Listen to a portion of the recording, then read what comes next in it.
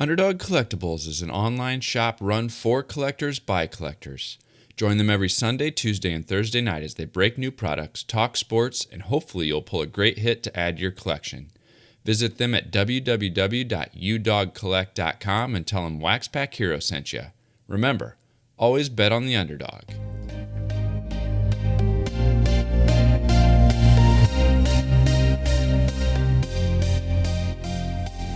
You're listening to the Wax Pack Hero Sports Card Minute, a podcast where we discuss both the hobby and business sides of collecting. I'm your host, Mike Sommer, and I want to help you buy, sell, and trade your way into a collection you'll love.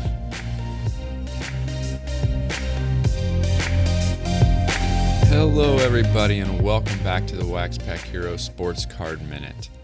Well, I've been at this podcasting thing for about 9 months now, and I continue to see how much I have to learn. I didn't have a podcasting background when I came in and started doing this, and so one of the things that's been super important to me is that I continue to learn from the people who have been doing this a while. I've talked to John Newman, I've talked to the guys from Go GTS Live, I've talked to several other podcasters out there, but one of the other people who did a lot to give me some advice and some tips and some feedback when I first got started was Eric Norton from Beckett. Some people would call him the godfather of sports card podcasting. He's been in it a long time. As we talk about, you'll hear early on in the conversation that we're about to have that there weren't very many people doing it. And so I have really appreciated getting feedback from Eric along the way.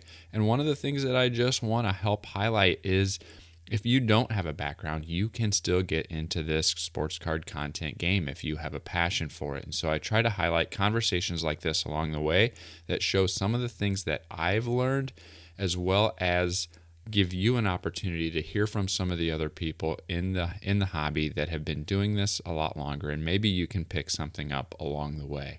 So with that, I'm going to go ahead and roll the interview with Eric. All right, everybody, welcome back. Today we've got, as I mentioned before, Eric Norton joining us.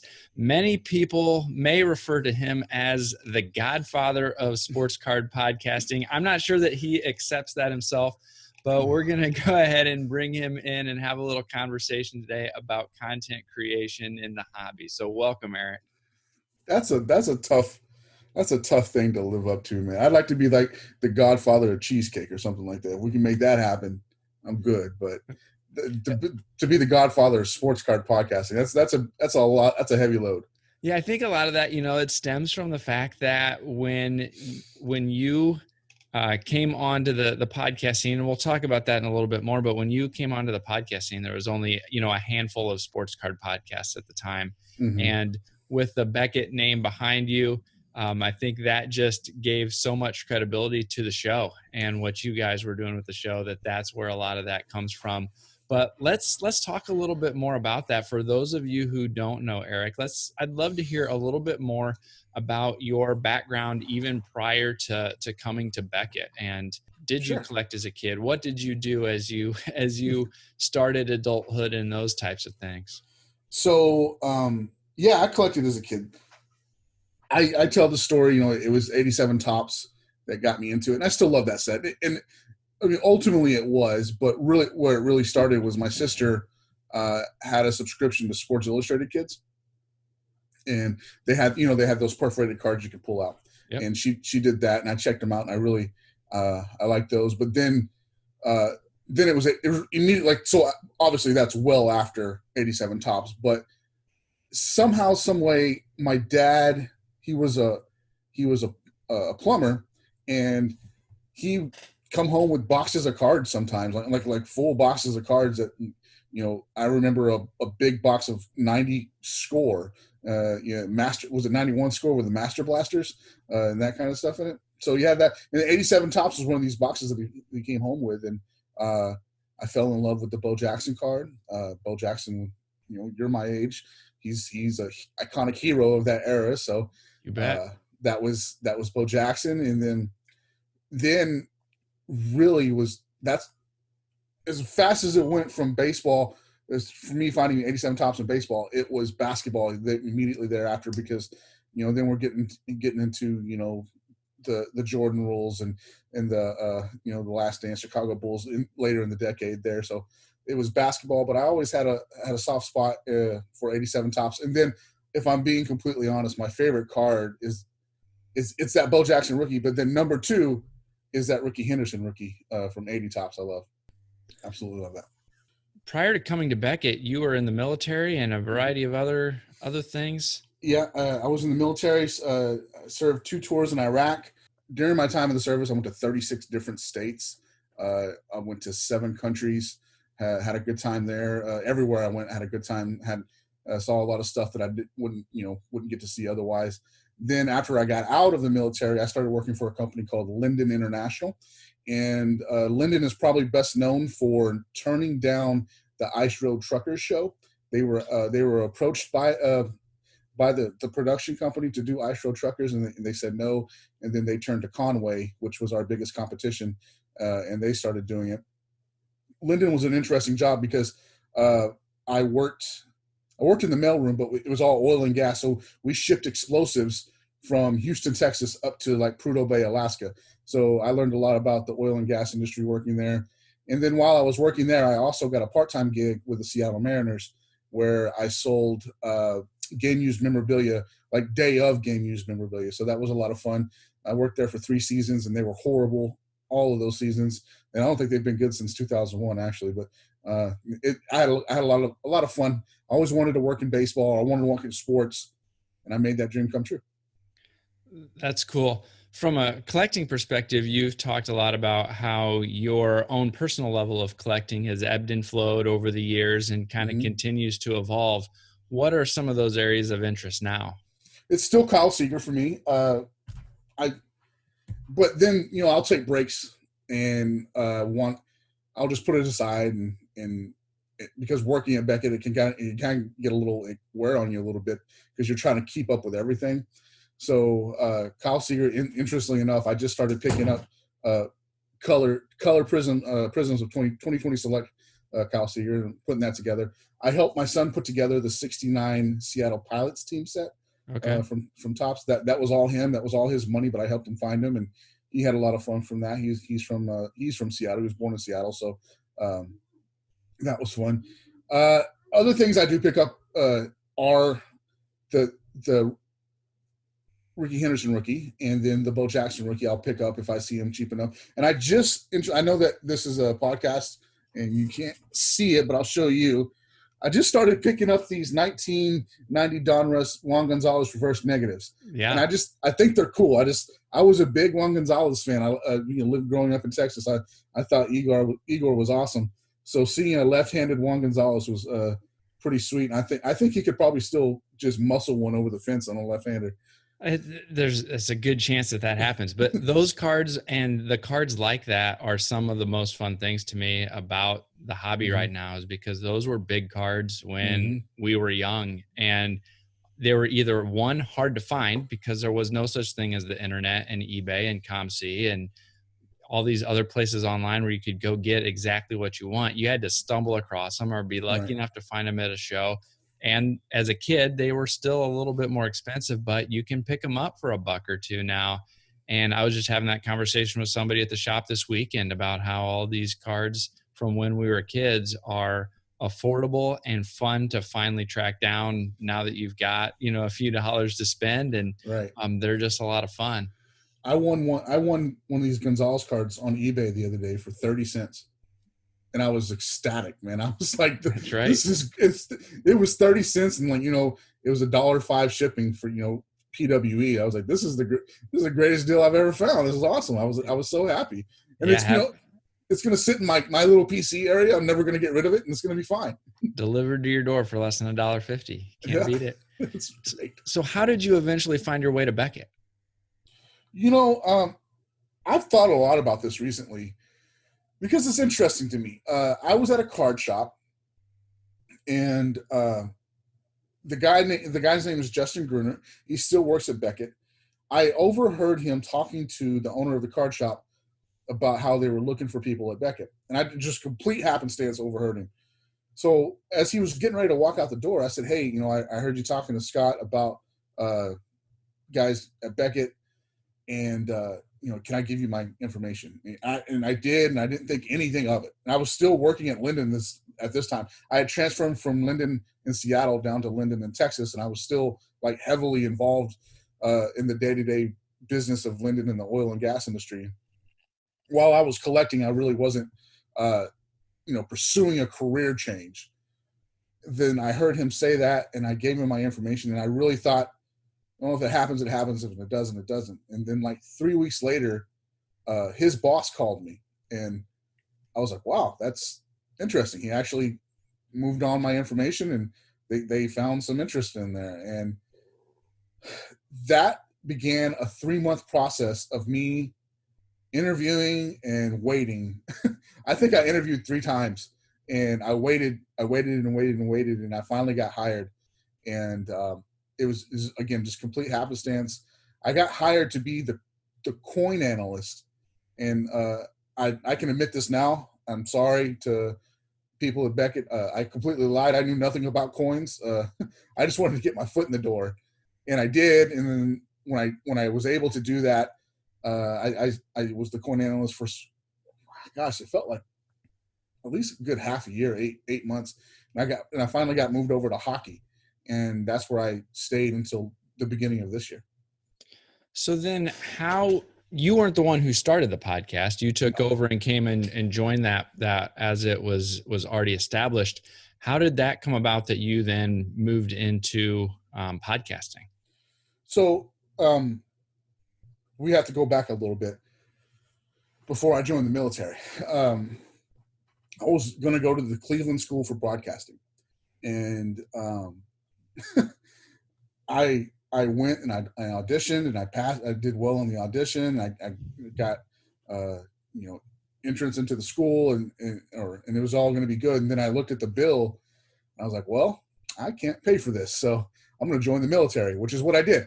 And the thought was I would always go back to school. So when I ended up going back to school some 12 years later, it wasn't for broadcasting, it was for business. And I still had that dream though. I still wanted to be, I wanted to be a radio host, a talk show host. And the podcast that was there at Beckett at the time was like on its last little breath. It was not doing well at all. It was very staggered when they released it, and there was no set timeline or anything like that. So I jumped on with Derek Ficken, and Derek and I rode that bus for a while. And Derek then made this change out of our department, from the pricing department. He made the change over to the grading department and became a sales rep over there. So I naturally just kind of stepped into that lead role, and Paul Worth had started working there by then. And I said, hey, Paul, we kind of have a pretty good rapport. Why don't you come over and do this with me? I kind of made him do it. I don't think he wanted to do it. I kind of made him do it, and I had him come over, and we had a nice 3-year run. Yeah, you continued to grow that show in notoriety. The presence at some of the bigger live shows up in Toronto, and also the National. And that's actually where we first met, was the 2017 National, when I was coming fresh off of a Fat Packs basketball fantasy league championship, and was mid baseball season that following year. And that's when we had a chance to meet for the first time. And that was before the blog was still a glimmer in my eye, and I hadn't even started the blog or anything yet at that point. And you continued to have success with that podcast for, like you said, the next several years, and got that headed in the right direction. But then this spring, you made the pivot to shift from being the Fat Packs podcast in audio only form to Beckett Live Presents. Can you tell me a little bit more about that and that transition? Yeah, basically that was, my hand was kind of forced. The Dallas County judge, where Beckett is at, in Dallas County, they made the decision that if you weren't an essential worker, you couldn't be at work. So I had to take my ball and go home. I was working from home, and I didn't have any of my podcasting equipment with me. Like we had to leave. We had to go and get out of the house, out of the building. So I grabbed what I grabbed, and I walked out of the Beckett building on March 20th, I think, maybe the 21st. And I was like, well, I can't podcast. I have sponsors who are sponsoring the show. I got to do something. And one USB microphone later in a webcam, we created a Beckett Live Presents. It was something that I didn't necessarily want to do, but I'll tell you that I've had a lot of fun doing it. I fought the switch to video for the longest time. I've always thought that a vlog or a video cast is not a podcast. I've always stood by that. And that's why I never saw guys like, Go GTS Live. I didn't see them as competition because they did a video show. I liked them, and I loved what they did, and I loved working with them, but I never saw them as a competition as a podcast because I thought it was a different format. So I was happy. I don't want to sound conceited or anything. I was happy on top of the mountain as a podcaster in this segment. And then when my hand was forced to do something else, it was a challenge at first, but I've really grown into liking it. It's one of those things that I've been thinking a lot about. And when it comes to content creation, there are some video only shows, there are some audio only shows, Mm-hmm. and then there are some shows like you mentioned with Go GTS, like the About the Cards guys, a few of those other things that are primarily recorded live as video, but then the next day podcasted out.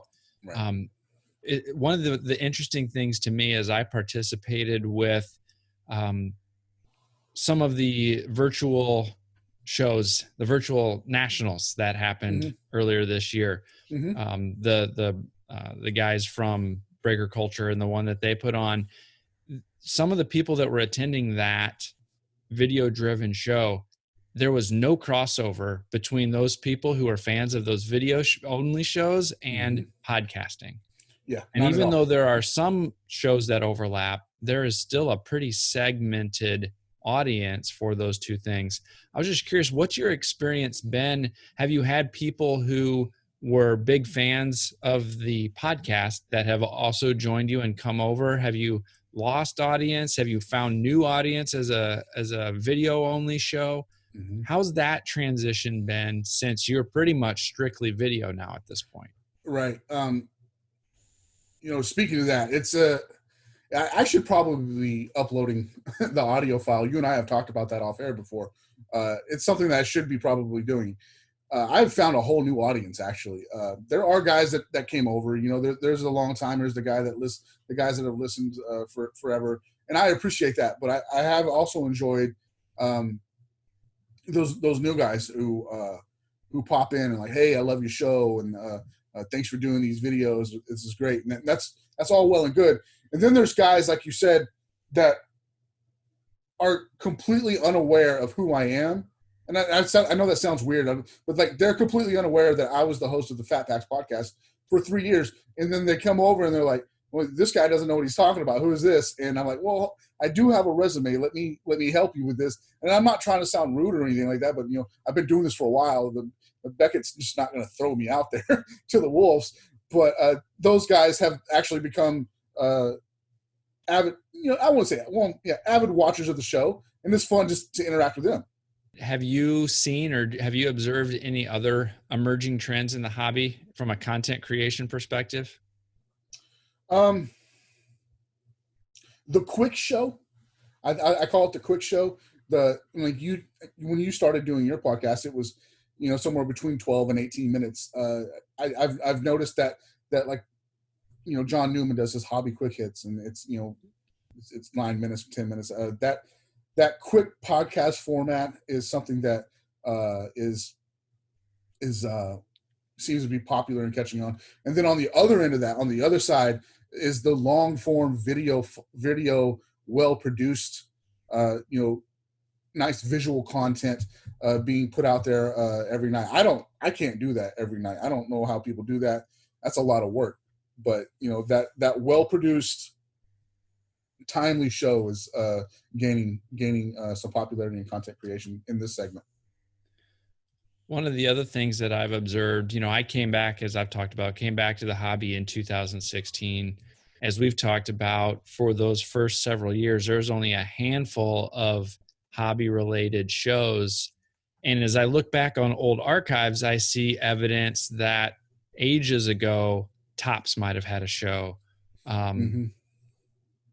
But for the most part, manufacturers seem to have been somewhat reluctant to enter this podcasting space. And I just wondered, do you have any perspective on why it seems that there's no like manufacturer driven or manufacturer owned shows at this point? GTS as a distributor has one, Beckett as a media company has one and has had one for years, but the manufacturers themselves seem to be reluctant to step into that arena. It's interesting you say that, because a couple of years ago, I didn't know this, but I stumbled upon Topps' podcast, and I thought to myself then, I was like, if Topps ever really wanted to do this, like, and put effort into it, they could absolutely destroy my numbers, destroy anybody else's numbers on a weekly basis because of the kind of people that they could pull. And at the time, Suze was working there, and I thought that she would be a perfect candidate to host that show. Suze does a great job with her Twitter content. She does card talk, #card talk. Yep. And I was like, Suze would just absolutely kill at this. And I don't know why they never did that. The same with Panini. I don't want to sound like a homer here, but I hold Tracy Hackler in great regard. And I've been to events where Tracy is the MC, and Tracy is just guiding the conversation to where he wants it to go. And it's a beautiful transition. I don't know why Tracy Hackler and Panini don't do a podcast, because of the kind of names that they can pull on their roster is absolutely stunning. With that being said, Upper Deck 2, Chris Carlin would do a great job. Chris is really busy too. Maybe it has something to do that they don't want it to sound like a big commercial. Yeah. I try very hard not to have the podcast or the shows that we do at Beckett to sound like a big commercial. I don't want them to sound like, hey, come try our products. Beckett's been around for almost 40 years. People know who Beckett is. They don't need me to tell them. So I think that might have something to do with it.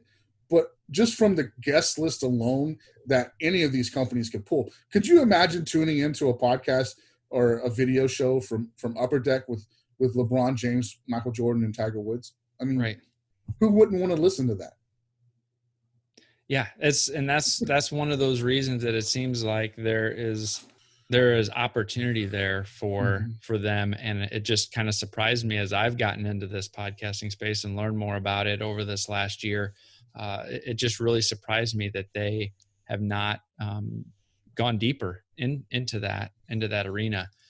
Something else has been on my mind a lot lately, and it's been a topic that has been on a lot of collectors' minds, is the new entrants that we've got into this hobby, and it's this collecting world that we've got, and whether they're folks like us who collected as kids and are getting back into it, whether it is new younger people who are into the more the flipping aspect and see the financial gain or the potential financial gain that can come with it. There's a lot of new entrants. And one of the things that I've been observing is there doesn't seem to be as much of an overlap between these new collectors / investors that are entering the market and the old guard. These new folks don't really seem to care about the old guard's conventional wisdom about how you should buy, sell, and consume and create content. They're just going ahead and doing it themselves. And they're creating their own content about the way that they want to buy, sell, and trade, and are finding other like-minded people who want to do the same thing. Have you observed that at all? Yeah, absolutely. We've discussed this in circles. You're absolutely right. There is no regard for there is no regard for it all. And you know what? It's kind of a stretch, but go with me here. It's kind of like when somebody dies, and they're in the hobby, that old guard is like, okay, there's a moratorium on on Kobe Bryant cards. No one's going to sell Kobe Bryant cards for a week. No one's going to sell Tom Seaver cards for a week. That new guy doesn't care about your thoughts about what's okay to sell and what's not okay to sell during that time period. So they're gonna strike while the iron is hot and get what they can out of it. And like it or not, that's just how it is. They don't need us to. They don't need us as content creators to tell them what's right or wrong or what we should be investing in investing in or not. They have the guys that they listen to, and they've made up their own minds about that. So there's definitely a distinct line drawn in the sand about all of those things, and it's been fun to watch.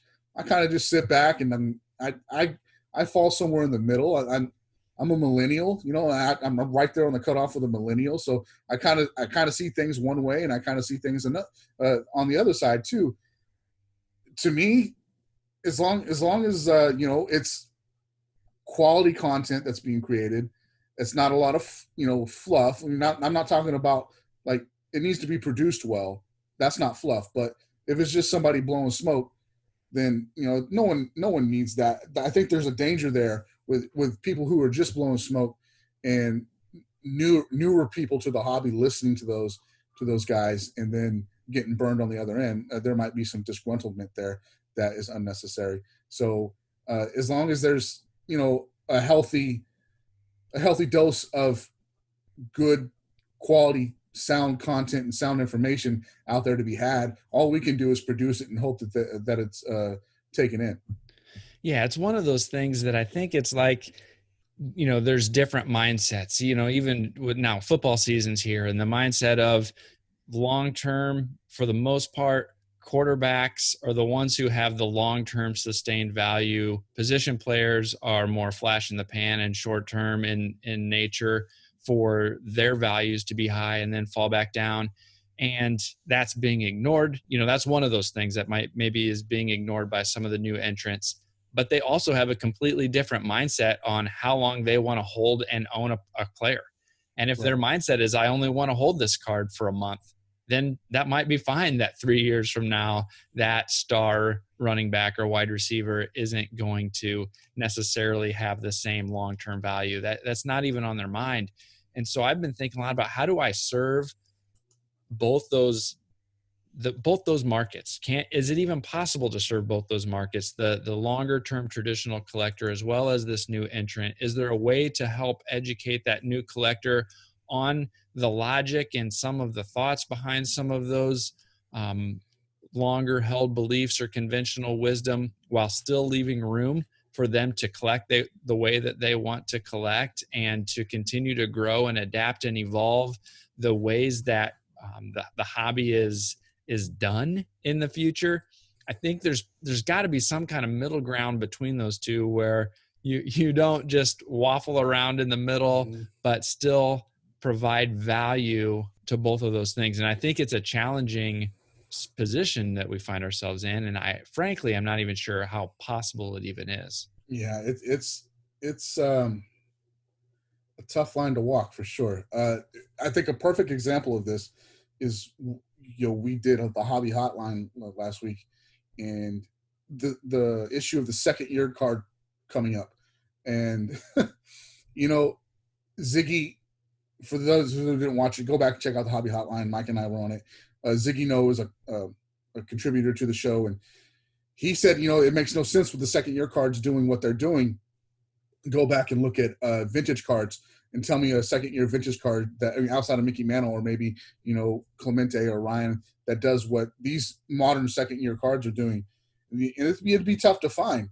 I think that second year bump, you're seeing it's probably because of new guys in the hobby who can't get their hands on the rookie card, so they're getting what they can from the second year card, and in some cases like Mike Trout or LeBron James, their third year card, and they're causing a disruption into what the old guard likes, and where that old guard could have sold that, readily sold that 50 cent second year card, a year ago.